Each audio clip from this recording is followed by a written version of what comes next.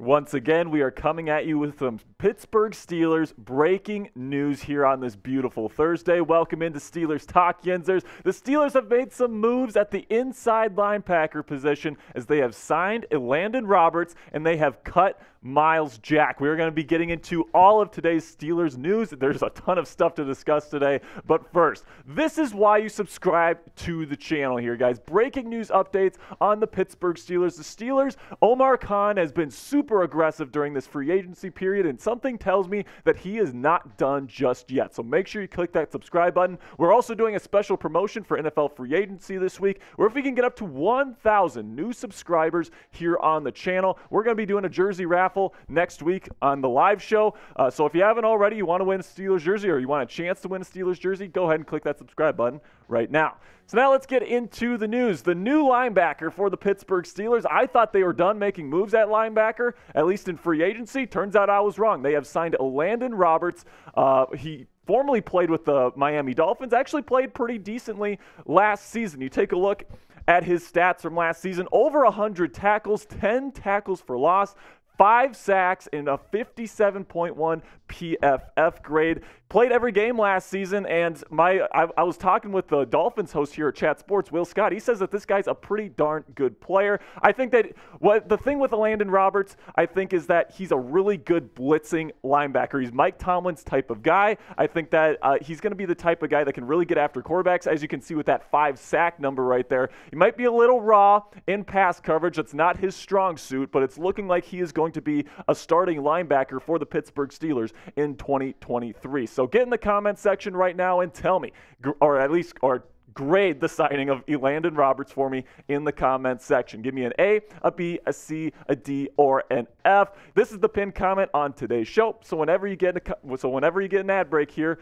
go into the comment section, find that pinned comment, and answer today's question. So my grade for this one, never mind. We're going to get right into the Myles Jack situation here. They've cut him. So we've been talking about this for weeks. We knew that this was a possibility. I've had him on my cut candidates list for weeks. There's been a ton of people in the comments calling me crazy for even suggesting that the Steelers would cut Myles Jack, but they have done it, and it saves them quite a bit of money, guys. It saves them $8 million in cap space for 2023. So that tells me that the Steelers are probably going to be looking to be making some moves here coming up here. They wanted to clear some space so that they could maybe make a couple more signings. We don't know the dollar figure amounts. We know it's a 2-year deal for Elandon Roberts, but we don't know how much money he's going to be making. So we'll see how much the Steelers have left in cap space after those money figures come out for Roberts. But Myles Jack, somebody that signed a really big contract for the Steelers last offseason and just wasn't the player that the Steelers thought that they were getting. He really underperformed. He had quite a few tackles, 104 tackles, but he wasn't as effective as a blitzer as they wanted him to be, all these different things. He didn't have the season that he was hoping for, that the Steelers were looking for, and now the Steelers have cut bait with him. He is now a free agent. But along with the cap savings, it is worth noting that the Steelers do take on $3.25 million in dead cap space for 2023. So apparently they thought that was worth it.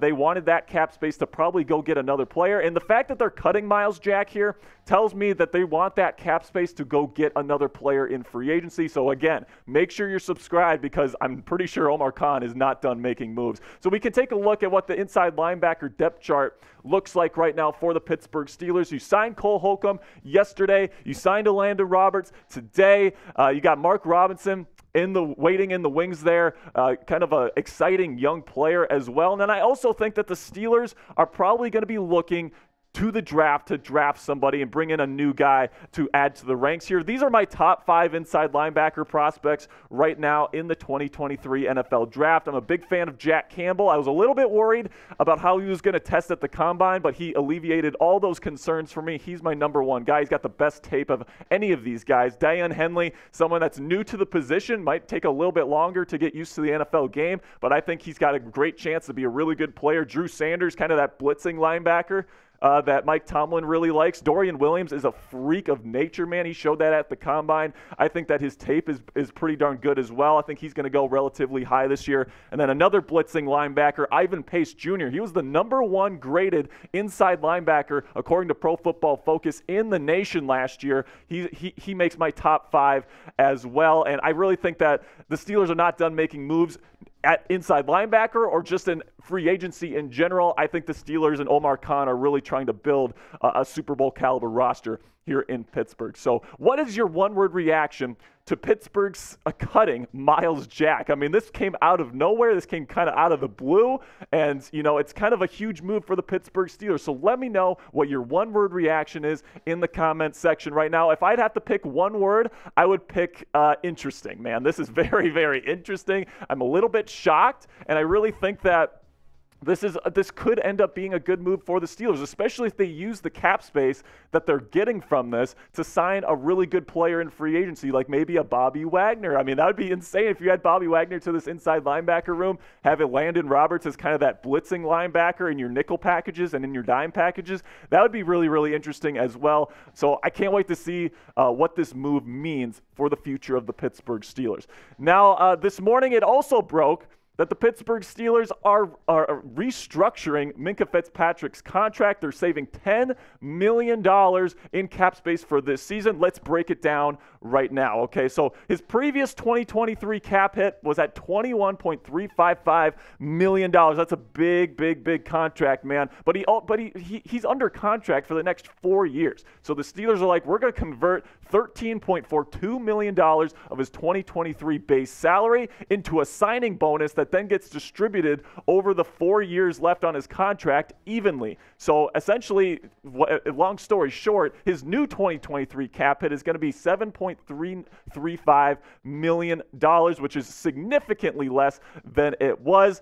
And guys, we knew this was coming. I've been talking about it on the show for weeks, that this was the contract that they were likely going to restructure. Now, lots of other Steelers fans are like, let's restructure TJ Watt. Let's restructure Cam Hayward. But the thing is, guys, is that they have kind of shorter deals. Well, TJ still has a couple of years left on his deal, but he's already the most expensive edge rusher in the National Football League. If you delay that even further, it just makes things even more difficult for the Steelers in the future. Then Cam Hayward, not only is he getting older, but he only has 1 more year on his contract after 2023. So he's got 2 years left, and you can only have that 1 year to front load that contract. And with Alex Highsmith, a likely Alex Highsmith contract extension coming up, you don't want Cam Hayward to have a bigger cap hit. So I think that this is going to end up being the only contract restructure that the Steelers are going to be making.